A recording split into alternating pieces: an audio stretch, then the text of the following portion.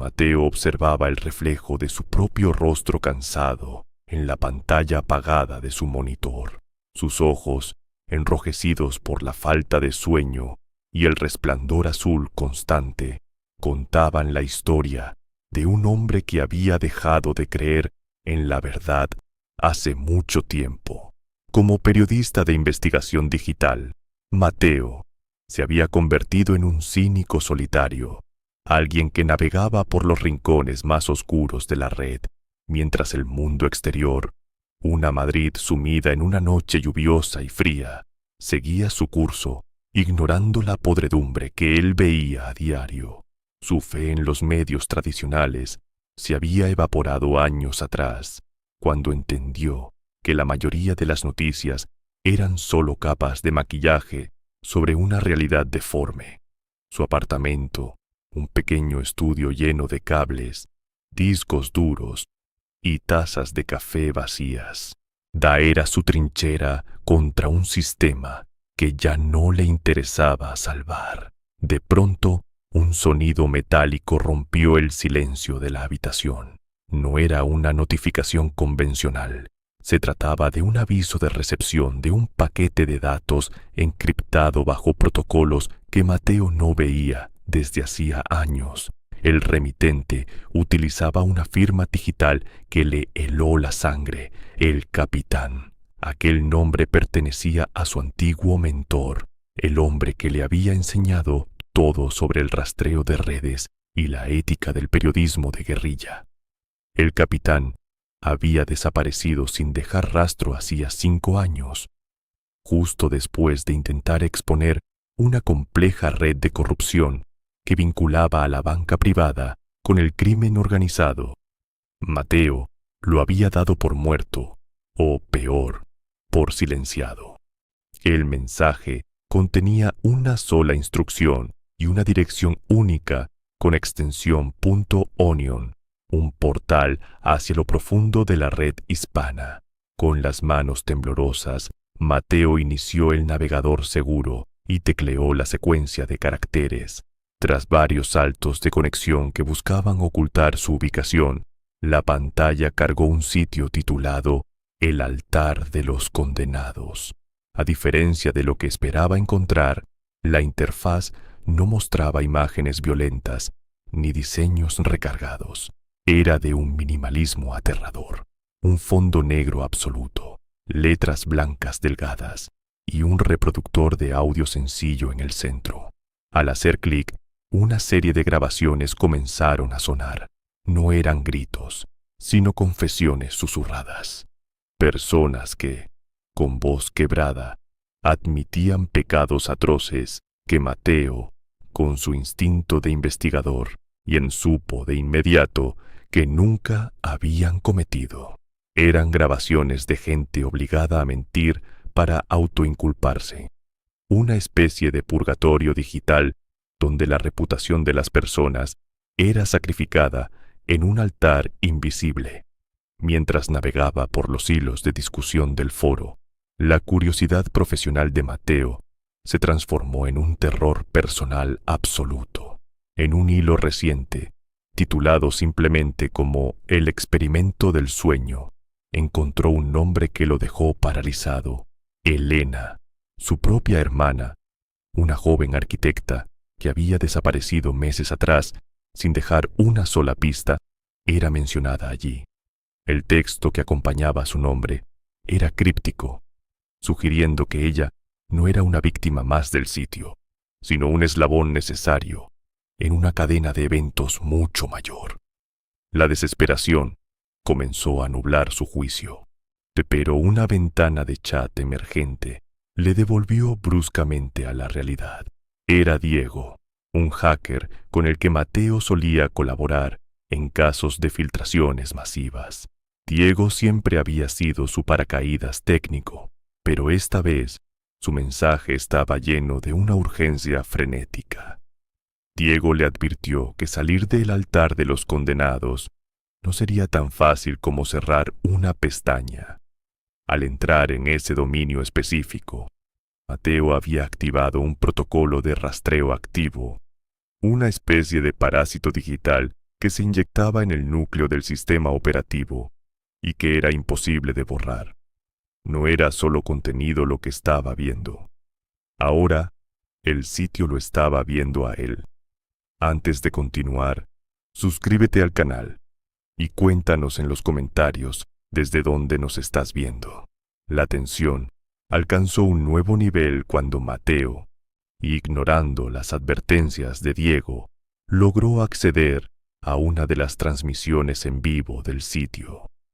Esperaba ver un sótano oscuro o una locación clandestina, pero la imagen que apareció en su pantalla era el interior de una oficina gubernamental de alto nivel en Madrid. Los ángulos de cámara sugerían que el sitio no estaba siendo operado por criminales comunes, sino que estaba alojado directamente en servidores oficiales, bajo el amparo de quienes deberían perseguirlo. En ese instante, el teléfono personal de Mateo, un dispositivo que jamás conectaba a la red para evitar rastreos, comenzó a sonar sobre la mesa de madera.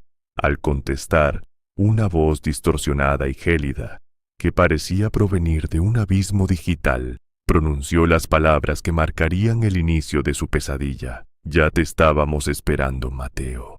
El eco de esa voz distorsionada todavía vibraba en el tímpano de Mateo cuando la conexión se cortó bruscamente, dejando tras de sí un silencio denso y cargado de electricidad estática.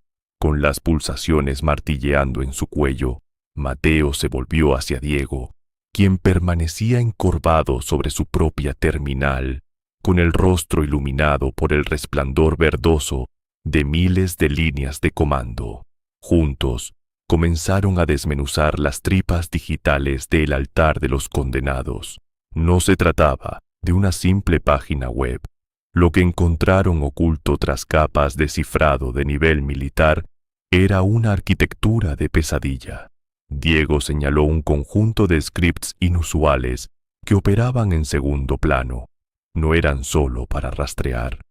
Era una tecnología de manipulación subliminal que utilizaba frecuencias de infrasonido y patrones visuales estroboscópicos imperceptibles al ojo humano. El sitio estaba diseñado para inyectar una ansiedad clínica en el visitante, midiendo mediante la cámara y la latencia del teclado la respuesta biológica de cada usuario. Estaban analizando cómo el miedo descompone la voluntad humana en tiempo real. Mientras los datos desfilaban por la pantalla, Mateo sintió que el peso de la culpa lo arrastraba hacia el pasado.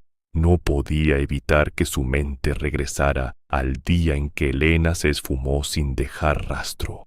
Recordó el aroma a café frío que inundó la cocina de sus padres durante aquellas vigilias interminables y la mirada de reproche de su padre, quien siempre consideró que la obsesión de Mateo por desenterrar los secretos del poder había sido el faro que atrajo la oscuridad hacia su familia. Su carrera como periodista cínico y solitario no era más que un escudo contra el dolor de saber que su búsqueda de la verdad había destrozado lo único que realmente le importaba. Ahora, esa misma verdad se burlaba de él desde una dirección .onion, sugiriendo que el sacrificio de su hermana era parte de algo mucho más vasto y aterrador. La investigación profunda reveló una red de financiación que conectaba el sitio con una coalición de magnates tecnológicos de alcance global. El altar de los condenados no era un simple foro para sádicos, era un experimento de ingeniería social a gran escala. Estos arquitectos de la realidad utilizaban el sitio para medir la resistencia humana ante el terror y la desinformación, buscando perfeccionar algoritmos de control absoluto sobre la población. Mateo comprendió con horror que el sitio era un laboratorio de comportamiento humano y que cada usuario que entraba buscando el morbo de la Deep Web terminaba convertido en una rata de laboratorio marcada para siempre. El aire en el escondite se volvió irrespirable cuando Diego, tras un largo y tenso silencio, apartó la vista del monitor y confesó lo impensable. Con la voz entrecortada, admitió que había estado recibiendo pagos anónimos para vigilar cada paso de Mateo desde el primer momento. Sin embargo, su traición tenía un matiz desesperado. John Diego juró que aceptó el encargo solo para mantenerse dentro del flujo de información y poder desviar la atención de los administradores cuando el peligro fuera inminente. Según Diego, aceptar el dinero era la única forma de garantizar que Mateo no desapareciera como lo había hecho el capitán. En ese submundo, la lealtad era una moneda de cambio que siempre venía manchada de sangre y engaño. La tensión alcanzó su punto crítico cuando las alarmas perimetrales del refugio comenzaron a parpadear en rojo. Los limpiadores, agentes físicos y digitales especializados en eliminar cualquier rastro incómodo de la red y del mundo real, se aproximaban. Eran sombras sin rostro que operaban con una eficiencia quirúrgica, capaces de borrar una existencia entera en cuestión de minutos. Mateo y Diego trabajaron frenéticamente para vulnerar la sección más protegida del sitio, un área restringida denominada el Cuarto de los Espejos. Lo que encontraron allí superaba cualquier teoría conspirativa que Mateo hubiera imaginado. Eran archivos de alta definición que mostraban a figuras públicas, políticos de renombre y jueces influyentes cometiendo actos de una depravación indescriptible. El sitio no solo experimentaba con el miedo, sino que utilizaba esos registros como un mecanismo de chantaje masivo para dictar el destino de naciones enteras desde las sombras de la red. En medio de ese archivo de horrores, Mateo localizó finalmente el video de Elena. Pero la revelación fue un golpe directo al corazón que lo dejó sin aliento. En las imágenes, su hermana no aparecía como una víctima indefensa o una prisionera, y Elena estaba sentada frente a una consola de mando, con una expresión de gélida indiferencia, supervisando el despliegue de los algoritmos de manipulación que él acababa de descubrir.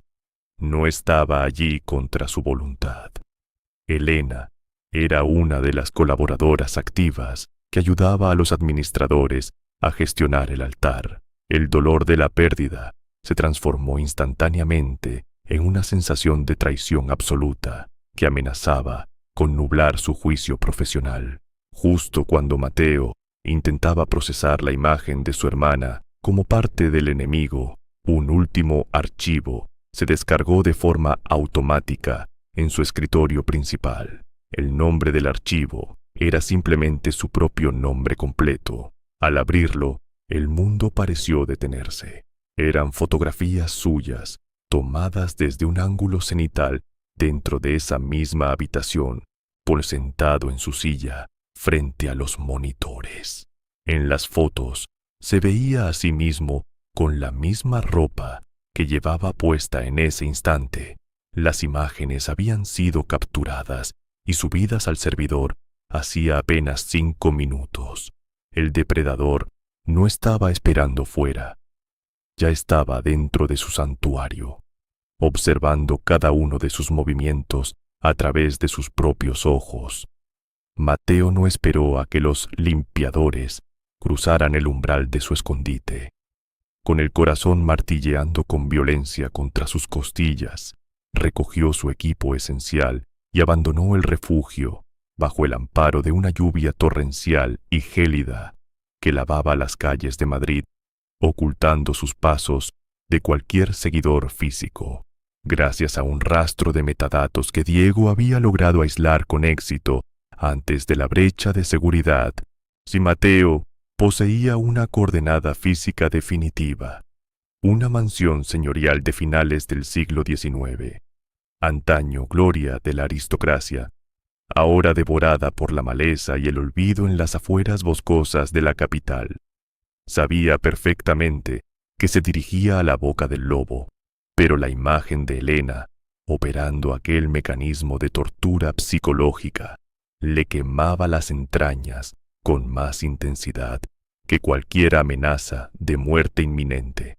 Al llegar a la finca, la propiedad respiraba un aire de decrepitud majestuosa y hostil. Tras forzar una entrada lateral, el periodista avanzó con cautela por pasillos oscuros, donde el papel tapiz se desprendía de los muros como si fuera piel muerta. El silencio en la planta superior era absoluto, roto únicamente por el zumbido eléctrico persistente que emanaba del sótano. Allí, tras una puerta blindada de acero reforzado que desentonaba brutalmente con la estética neoclásica del edificio, encontró el núcleo físico del altar de los condenados. Entre hileras interminables de servidores que parpadeaban con una luz azul hipnótica y fría, una figura conocida lo esperaba sentado en un sillón de cuero envejecido. Era el capitán. Su antiguo mentor ya no era el hombre demacrado y perseguido que Mateo recordaba con afecto. Vestía ahora con una elegancia sobria, y su mirada desprendía una claridad intelectual aterradora. El capitán no mostró ni un ápice de sorpresa ante su presencia. Con una calma que resultaba exasperante, comenzó a explicar que el sitio no era una red criminal común, sino un necesario despertador social para una humanidad dormida. Según su retorcida y oscura lógica, pues la sociedad solo saldría de su letargo moral mediante el caos y el enfrentamiento directo con sus peores instintos primarios. Elena, confesó el mentor con una sonrisa tenue, había comprendido esta visión mucho antes que Mateo. Ella no era una rehén ni una víctima, sino la arquitecta principal de los algoritmos de condicionamiento social que Mateo tanto despreciaba. El capitán extendió entonces una invitación que sonaba a sentencia definitiva.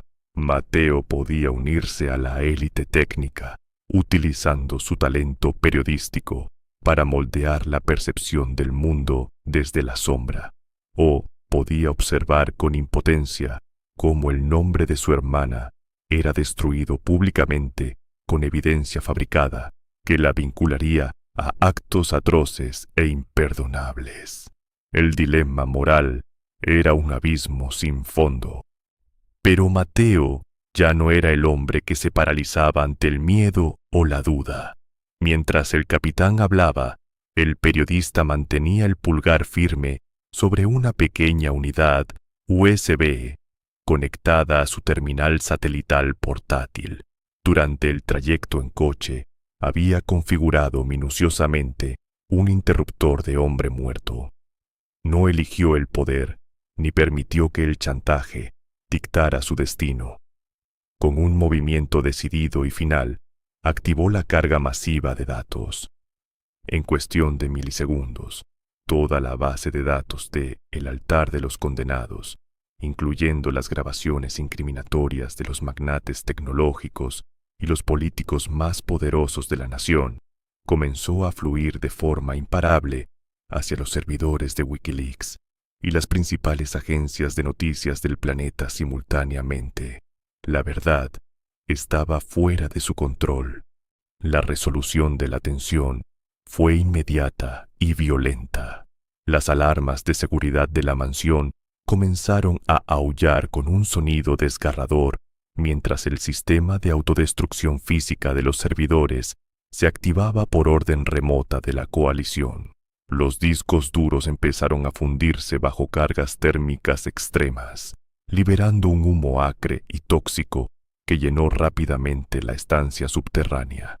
En el exterior, el resplandor de las sirenas policiales ya teñía de rojo y azul los antiguos muros de piedra. Mateo vio cómo el capitán se limitaba a sonreír con una melancolía extraña, aceptando el fin de su infraestructura física. Diego, cumpliendo su última promesa de lealtad, envió un breve mensaje de despedida cifrado antes de desvanecerse para siempre en los nodos más profundos de la red global, borrando su rastro.